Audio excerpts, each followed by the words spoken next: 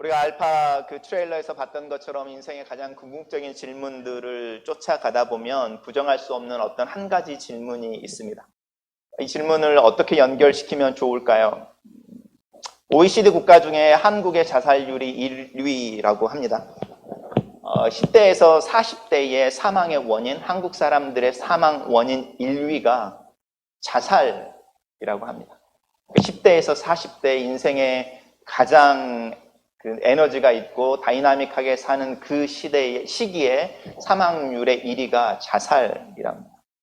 근데 한국을 OECD 국가 중에 자살률 1위로 만드는 그 많은 숫자의 자살은 사실은 50대에서 60대에서 발생합니다.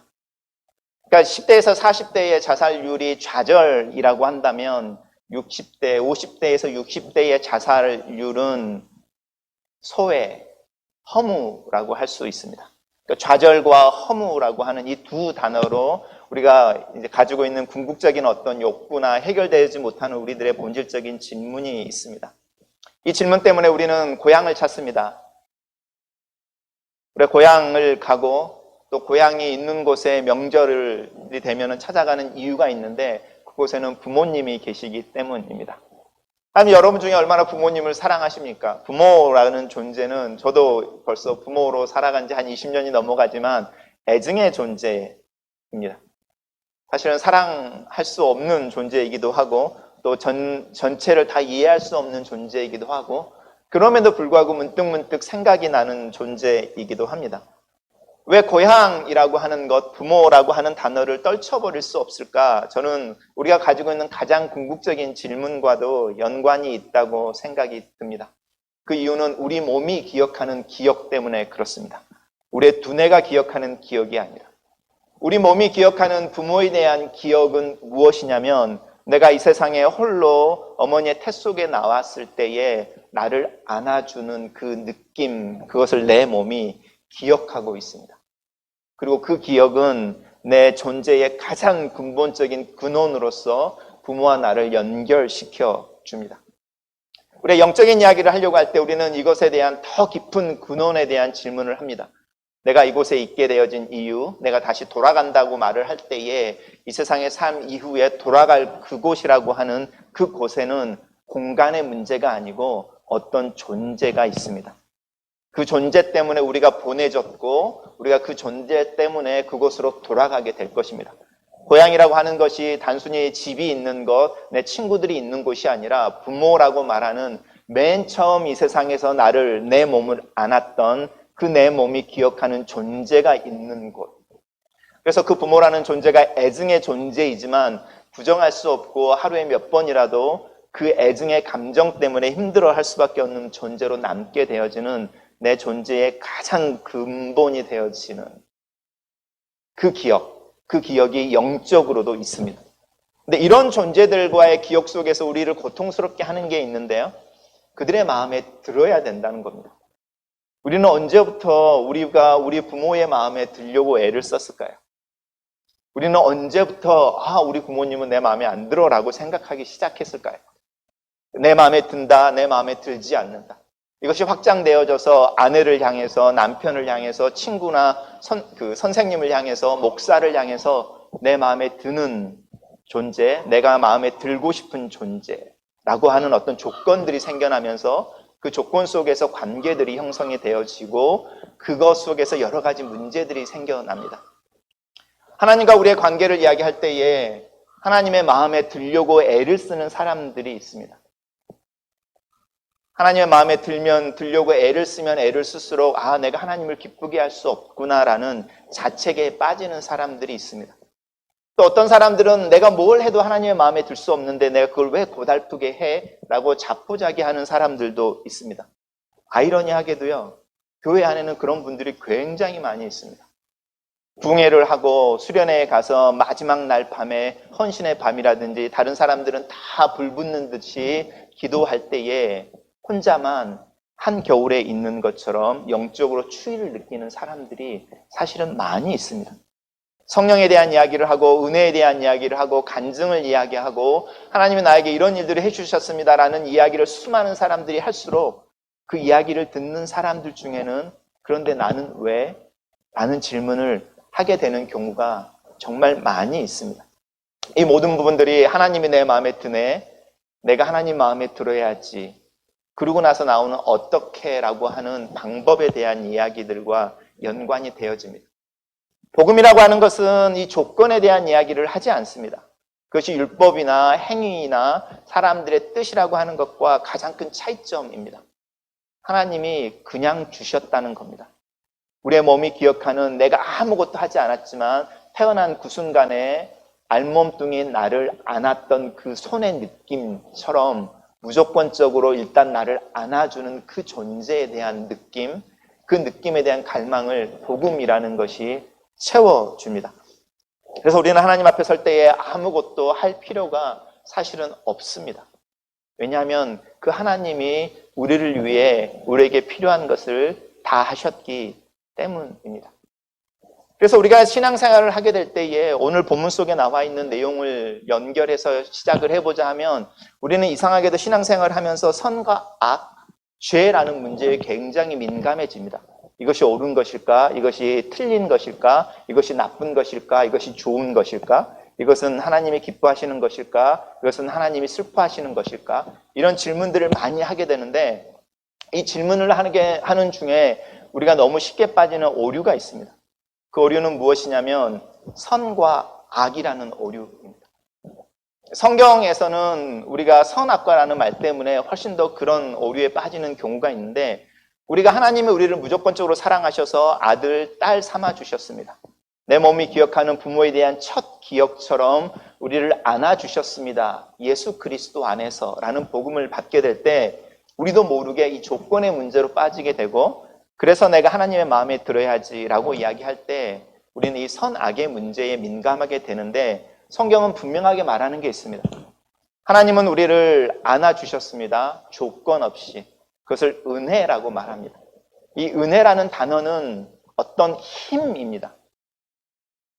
고대 그리스인들은 이 은혜라는 단어를 어느 때 사용했냐면 보기 흉한, 어글리하다고 하는 흉한 것을 아름답게 만들어주는 힘, 무질서가 있는 곳에 질서를 가져다주는 힘, 병이 아픈 사람들이 치유해질 수 있도록 그 안에 있는 면역의 힘을 돋구어주고 그 병이 낫도록 격려해주고 이끌어주는 힘, 이런 힘을 은혜라고 불렀습니다. 그래서 은혜라고 하는 것은 어떤 문제 속에 밖에서 주어지는 힘이고 그것이 값없이 선물로 주어지는 것. 그래서 우리가 구원이라는 단어를 이야기합니다.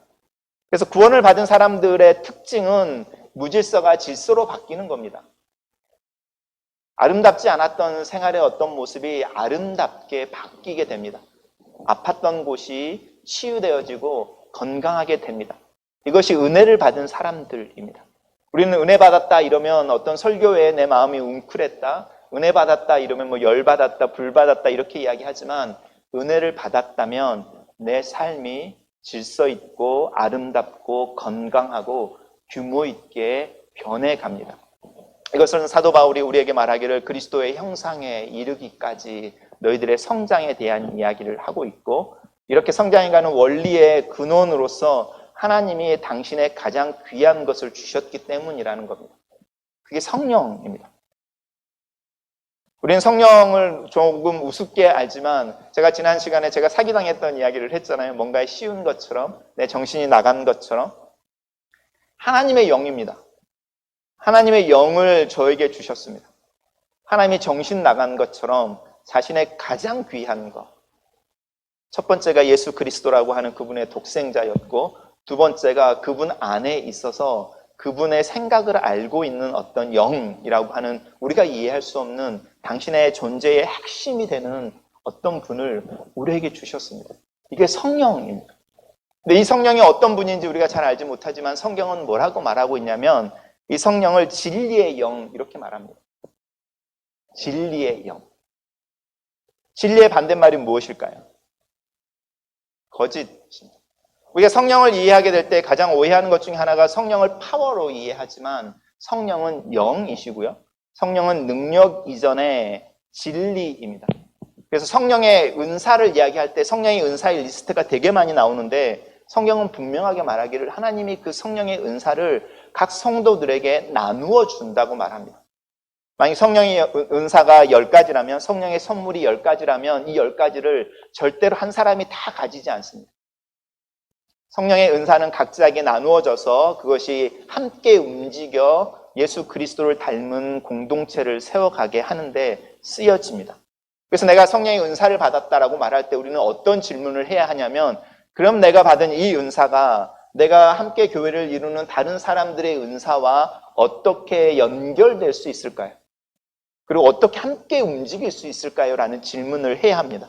근데 이 질문을 하지 않고 나는 이 은사를 받았는데 너는 없지라고 말하면 오늘 본문에서 나오는 헛된 영광을 구하고 있는 겁니다.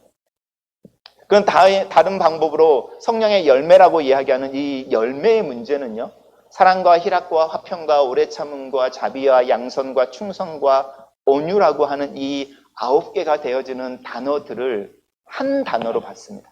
단수로. 성령의 은사는 한 가지나 두 가지가 각 성도들에게 나누어지지만 성령의 열매는 온전히 그 모든 열매가 한 성도에게 고스란히, 그 다음 성도에게 고스란히, 그 다음 성도에게 고스란히 나누어집니다. 그건 뭐랑 똑같냐면, 제가 제 큰딸을 사랑하죠. 큰딸을 세상에서 제일 사랑합니다. 막내딸을 사랑합니다. 세상에서 제일 사랑합니다. 제 안에서 큰딸과 둘째 딸 어떤 딸이 더 사랑스럽지라는 질문 안 합니다. 그 질문 안 생깁니다. 제 양심을 걸고 말할 수 있습니다.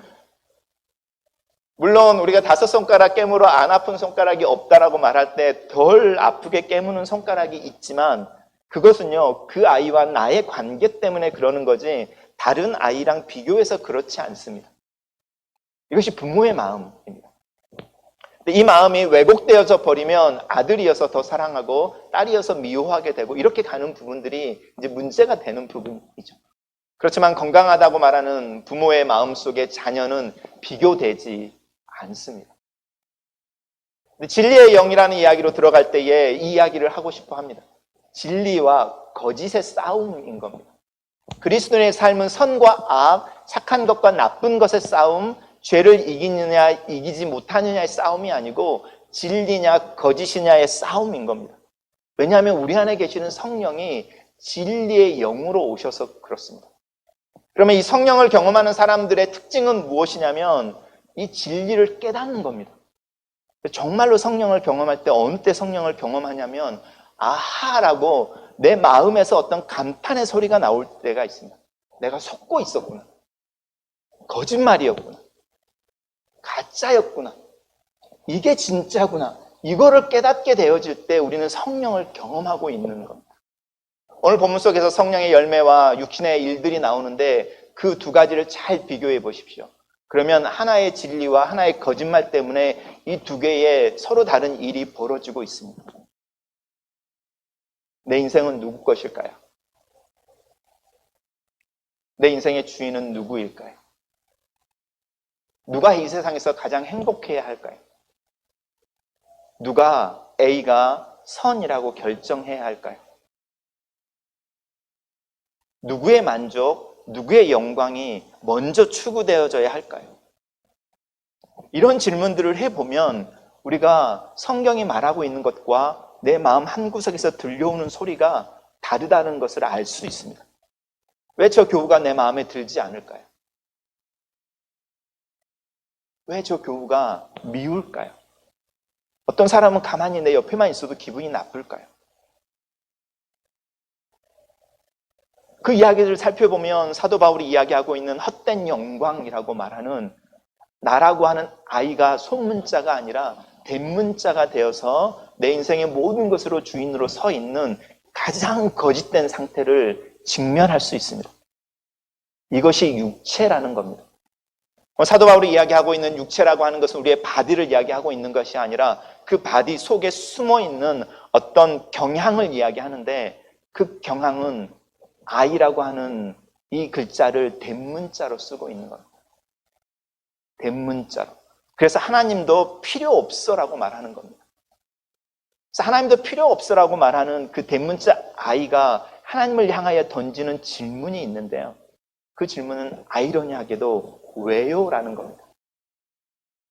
여러분 자녀들이 여러분에게 왜요라고 질문해 올 때 이렇게 뒷사대기를 때려주고 싶은 적 없으십니까? 궁금해서 물어보는 게 아닌 겁니다. 정말로 알고 싶어서가 아닌 겁니다. 마음에 안 든다는 거죠. 왜 나한테 왜 이래? 이런 거죠. 왜 내가 원하는데 안 줘? 이런 의미로 왜요? 왜요? 왜요? 이렇게 물어봅니다. 그러면 처음에는 웃으면서 왜요는 뭐 일본 이불이지 뭐 이런 이야기 하지만 그 왜요라는 이야기 서너 번 들으면요. 손 사실 올라갑니다. 왜냐하면 그 질문이 담고 있는 의미를 알고 있어서. 그래서 질문하지 못하게 한다? 그렇지 않습니다. 많은 질문들을 할 수 있습니다. 근데 참된 질문이 있고 거짓된 질문이 있습니다. 질문의 형태 속에 내 모든 불평을 담아서 나를 왜 그렇게 무시해? 라고 말하는 질문이 있는가 하면 내가 당신을 섬겨주고 사랑하고 함께하고 싶은데 어떻게 해줄 수 있을까요? 라는 질문이 있습니다. 거짓과 진리의 싸움인 겁니다. 성령을 쫓아 행하느냐, 육체를 쫓아 행하느냐라는 그 걸림돌은요, 우리가 믿고 있는 바에 대해서 선과 악, 무엇이 좋고 나쁘냐를 구별할 줄 아느냐의 문제가 아니고 뭐가 진짜냐, 진리가 무엇이냐, 아닌 게 무엇이냐를 구별할 수 있는 것이고요. 복음의 내용을 통해서 하나님이 우리에게 알려주는 첫 번째 진리, 이 세상에 그 진리를 감추기 위해 수많은 거짓의 포장지로 다 싸고 있는 그 진리의 핵심은요, 하나님이 사랑이시다라는 겁니다. 그래서 우리를 맨 처음에 안아주셨대요. 우리는 기억하지 못하지만 우리의 몸은, 우리의 영은 그 기억을 가지고 있어서 그 느낌을 채우고 싶어서 빈 공간을 만들어 놓고 있다. 그래서 우리 오늘 읽었던 그 유스 알파에서는 행복의 바구니라는 표현을 썼지만 그 하나님이라고 하는 존재, 그 존재로 채워질 수 있는 공간에 대한 이야기를 하는 겁니다. 그리고 하나님은 그 공간을 채워주시기 위해 우리에게 성령을 보내주셨습니다. 그리고 그 성령은 진리의 영이어서 이렇게 우리의 삶 속에 있는 거짓과 진리를 하나씩 구별해 나갈 때 우리 안에 하나님의 형상, 그리스도의 형상이 회복되어지게 됩니다. 이것이 신앙생활입니다. 그래서 우리가 무엇보다도 중요하게 생각해야 되는 부분이 있는데 능력의 문제가 아니고 진리의 문제라는 겁니다. 그럼 우리가 하나님 앞에 섰을 때에 왜요라는 말보다 내가 그 하나님이 사랑이신데 그 사랑이 지금 내가 처한 환경 속에서도 여전히 하나님으로 그 사랑으로 있다라는 걸 고백해낼 수 있을까? 이런 씨름의 문제가 우리가 성령을 의지할 때 나오는 고백입니다. 사도 바울은 디모데 후서에서 이렇게 이야기합니다. 우리 안에 계시는 성령께서 우리에게 부탁하신 아름다운 것을 지키려고 애를 쓸 때에 내가 이해할 수 없는 고난의 문제, 좌절과 매맞음과 실패의 문제, 그것들 앞에서 흔들리지 않는다. 이 표현을 쓰는 겁니다. 왜냐하면 진리가 무엇인지를 알고 있으니까. 그리고 그 진리의 영이 내 안에 계셔서 하나님은 사랑이십니다 라는 말을 계속 해내고 있으니까. 그리고 그 사랑이 나에게 표현되어지기 위해 아무런 조건 없이 사도 바울의 말을 빌리면 우리가 아직 죄인 되었을 때에 그리스도 예수께서 우리를 위하여 죽으심으로 하나님의 사랑을 데모하셨다는 겁니다. 작은 소리로 속삭인 것이 아니라 천둥처럼 번개처럼 폭탄처럼 터뜨리셨다는 겁니다. 이것이 바로 복음인 겁니다. 우리는 어떤 사람들입니까? 이 복음을 믿는 사람들입니다. 하나님은 사랑이십니다. 우리 마음 깊은 곳에서 그런데 왜 이래요? 라는 말이 나올 때에도 진실은 여전히 하나님은 사랑이십니다. 그리고 그 진실 위에 서서 우리가 우리의 삶을 이해하려고 할 때 우리는 자연스럽게 기도하게 됩니다. 하나님, 내가 처한 상황, 이 기도, 응답되어지지 않는 오랜 이 기도의 제목, 내가 겪은 이 어려움, 이런 상황들 속에서 하나님은 나에게 무슨 이야기, 무슨 말씀을 하고 싶어 하십니까? 이것들은 나에게 어떤 의미가 있습니까? 내가 왜 이 비를 맞도록 나에게 허락하고 계십니까? 라는 질문을 하게 되고, 그럴 때에 우리가 말씀을 묵상하거나 말씀을 듣거나 또 말씀을 읽거나 교우들과 교제하는 중에 깨닫게 되는 겁니다. 하나님 나에게 원하시는 것이, 기대하시는 것이, 이것을 통해서 내가 깨닫기를 원하는 것이, 이것이 믿음이라는 겁니다. 신앙생활입니다. 이것이 성령을 쫓아 행하는 것인데 이 성령을 쫓아 행하는 것을 오늘 본문에서 사도 바울은 두 단어는 두 차원으로 이야기합니다. 첫째는 개인적으로 성령을 쫓아 행하는 삶에 대한 이야기를 합니다. 제가 지금까지 말해왔던 것. 두 번째, 맨 마지막에서 사도 바울이 뭐라고 말하냐면 우리가 성령으로 살면 또한 성령으로 행할지니 헛된 영광을 구하여 서로 노엽게 하거나 서로 투기하지 말지니라. 성령으로 행할지니라는 말이 있는데 이 성령으로 행한다라는 말은 혼자 행하는 것을 의미하지 않습니다. 우리가 맨 처음에 오늘 본문에서 읽었던 성령을 따라 행하라라는 것은 walk라는 쓰죠. walk by Holy Spirit 아니면 with Holy Spirit, 성령과 함께 걸어가 이런 뜻이고요. 그 말이 조금 더 확장되어져서 성령으로 살면 성령으로 행하라는 마지막 구절에서는 성령과 함께 행진해가라는 표현입니다. 행진은 절대로 혼자 할 수 없습니다.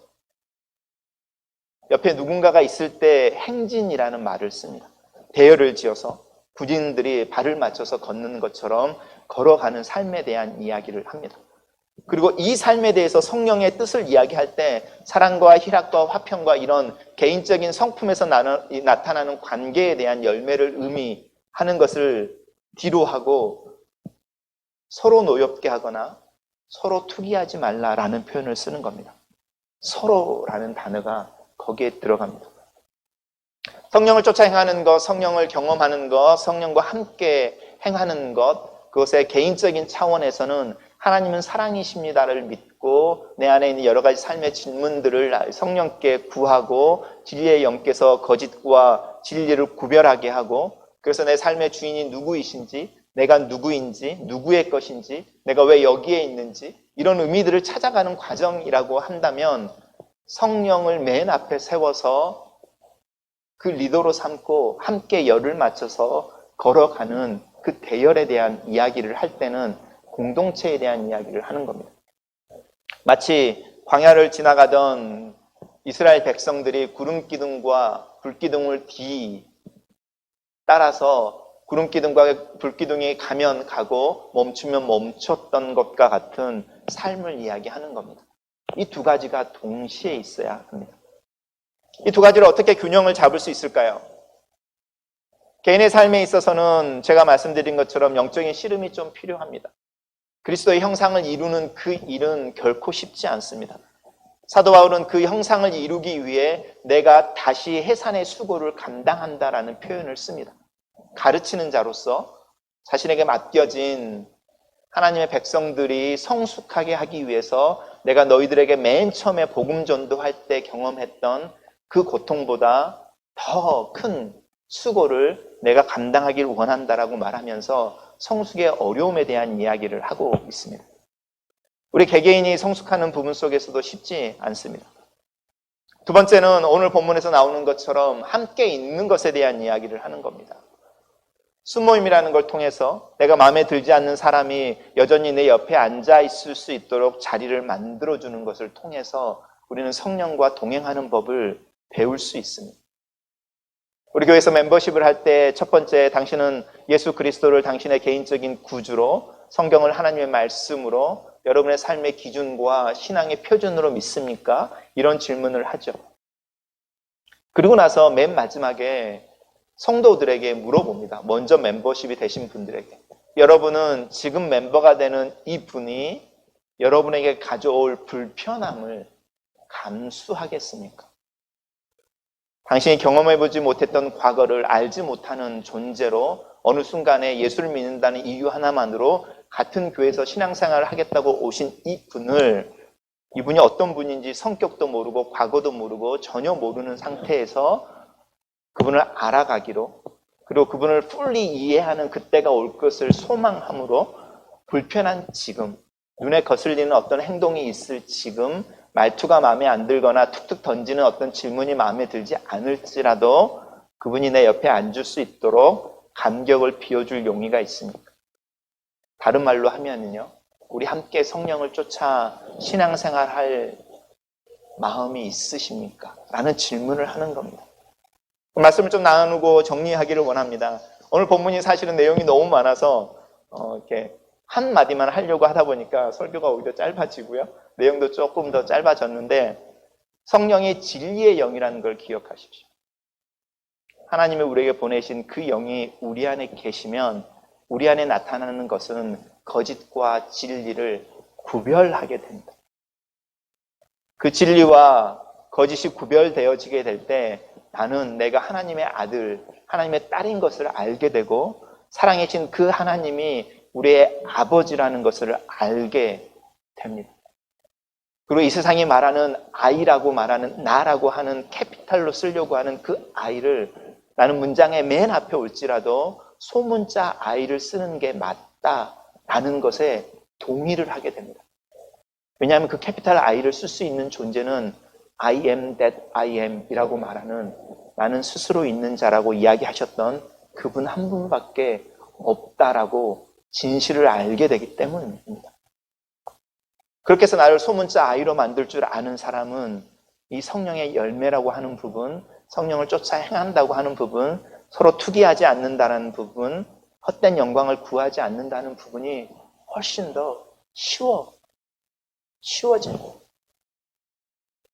그렇게 됐을 때에 캐피탈 I의 모습이 우리 속에 나타나게 되는 겁니다. 그분이 사랑이신 것처럼 우리도 사랑이 됩니다.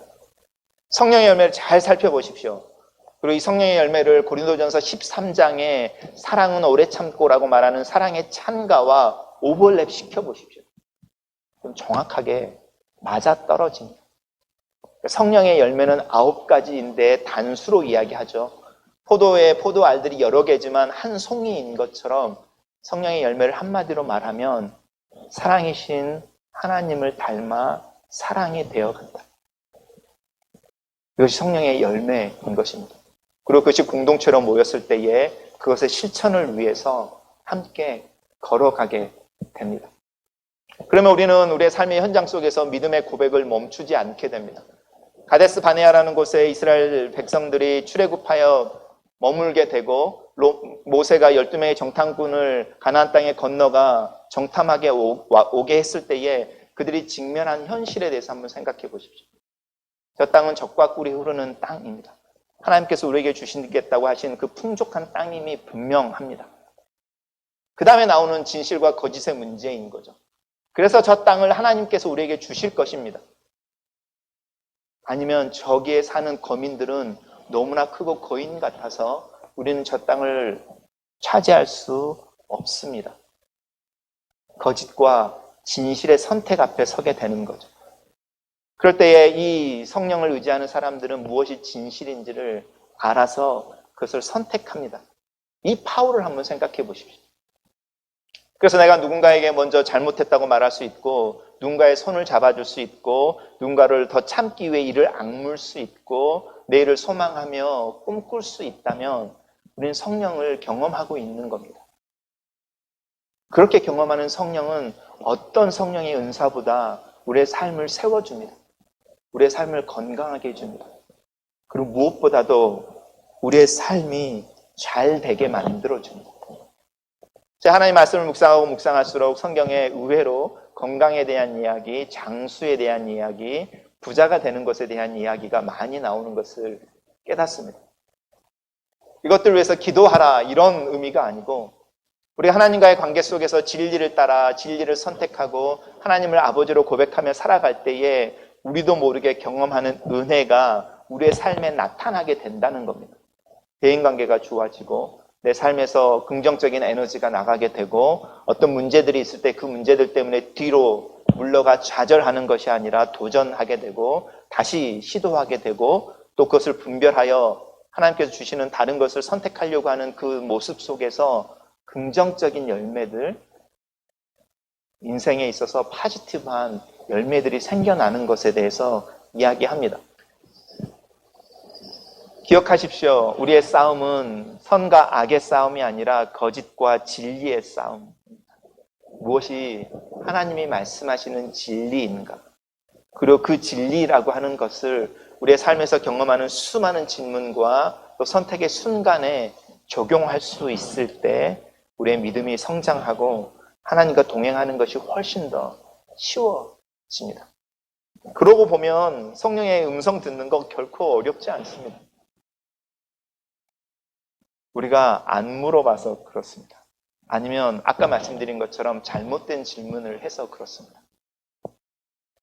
관계 속에서 성령에게 물어보십시오. 그러면 우리는 수없이 듣습니다. 사랑해야지. 용서해. 괜찮아. 그냥 놔둬. 그 사람 그렇게 된 거니까 어떻게 할 거야. 그냥 네 옆에 있게 해. 이런 이야기 수도 없이 듣습니다. 우리는 절대로 이 소리를 성령의 음성이라고 듣지 않습니다. 우리는 성령의 음성을 어디로 갈까요? 누구와 결혼할까요? 어떤 직업을 선택할까요? 이런 것에서 성령의 음성을 듣고 싶어 합니다. 정말로 우리가 그곳에서 성령의 음성을 듣고 싶어 하는지 거짓과 진리의 싸움으로 비교해 보시면 알 수 있습니다. 이런 작은 경험 하나하나가 사도 바울이 이야기하는 것처럼 우리가 성령을 따라 행합시다. 성령보다 앞서지 맙시다. 라고 말하는, 그리고 성령과 함께 대열을 지어서 함께 행진해 갑시다. 그리고 하나님께서 원하시는 저 약속의 땅에 함께 들어갑시다. 함께 들어갑시다. 특별히 지금과 같이 상황들이 어렵고 우리들 개인에게 초점이 맞춰지는 시기를 살아가는 요즘 더 한 번쯤 생각해 보셔야 될 도전이라고 생각합니다. 기도하겠습니다.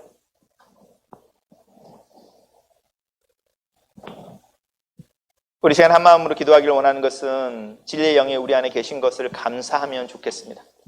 성경이 끊임없이 외치는 것이 성령의 도우심이 없으면 우리는 절대로 하나님을 아버지라 부를 수 없고 그 아버지라는 단어 속에 우리의 모든 것을 담을 수 없습니다. 예수를 그리스도라 고백할 수도 없습니다. 우리가 예수를 그리스도로 진정으로 고백하고 있다면 우리로 하여금 그 고백을 만드시는 성령이 진리의 영이 우리 안에 계십니다. 우리 하나님을 아버지라는 그 단어 하나로 모든 것을 표현할 수 있는 그런 마음이, 그 말이 우리의 입에서 나온다면, 우리의 가슴에서 메아리 친다면 성령이 우리 안에 계셔서 우리가 하나님의 아들인 것을, 딸인 것을 주장하고 계시는 겁니다. 그 진리의 영이 우리 안에 계십니다. 그 영이 우리로 하여금 우리 인생의 수많은 질문들 가운데 또 선택의 순간에 진리와 거짓을 구별할 수 있게 해주십시오. 우리를 기도하면 좋겠습니다. 우리가 흔들리지 않게 붙잡고 있는 이 진실이 하나님은 사랑이시고 우리를 무조건적으로 사랑하신다는 것을 예수 그리스도를 통해 보여주셨습니다. 그래서 그 예수 그리스도 안에서 하나님이 하신 수많은 약속들이 우리를 향하여 예스가 됩니다. 내가 이 진리를 붙잡습니다. 우리를 같이 한번 기도하면 좋겠습니다. 살아계신 하나님 아버지, 우리의 영을 열어주시옵소서. 우리로 하여금 이 세상의 속임수에 더 이상 속지 않게 도와주시옵소서. 우리의 유혹을 받을 때에 유혹을 받고 있는 것을 기억하게 하시고 또 그 유혹의 핵심을 볼 수 있는 진리의 눈을 열어주시옵소서. 우리 안에 계시는 성령께서 우리를 예수 그리스도의 가르침을 따라 살아갈 수 있도록 하나님 말씀이 순간순간 생각나게 하시고 하나님의 사랑이심이 믿어지게 하시고 그 사랑이신 분이 우리의 오늘과 내일을 책임지고 계시는 것을 믿고 신뢰할 수 있도록 저희들을 붙잡아 주시옵소서. 우리가 이해하지 못하는 과거 또한 하나님의 돌보심 아래에 있어서 하나님께서 우리에게 하시고자 하시는 이야기가 그 속에 있을 수 있다는 그 믿음으로 하나님의 음성과 깨달음을 얻기 위해 하나님께 기도하는 저희들 되게 도와주시옵소서. 그래 진리를 따라 행하는 중에 우리가 거짓을 쫓지 않게 하시고 헛된 영광을 쫓는 중에 우리가 주인이 되어서 우리 인생을 살아가려고 하는 그 노력을 멈출 줄 아는 저희들 되게 도와주셔서 하나님의 자녀로 온전히 하나님의 것으로 이 세상을 살아가게 도와주시옵소서. 우리의 마음 깊은 곳에서 관계 때문에 어려워하는 것이 있다면 하나님 이 시간에 말씀하시옵소서. 그 어려운 관계 속에서 우리가 무엇을 해야 하는지,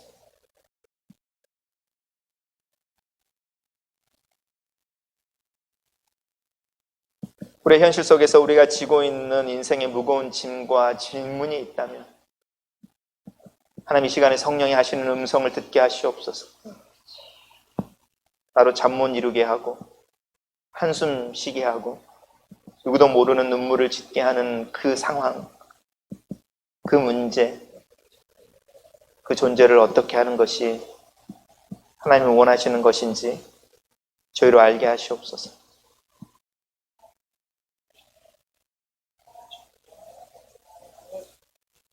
예수님 이름으로 기도합니다. 아멘.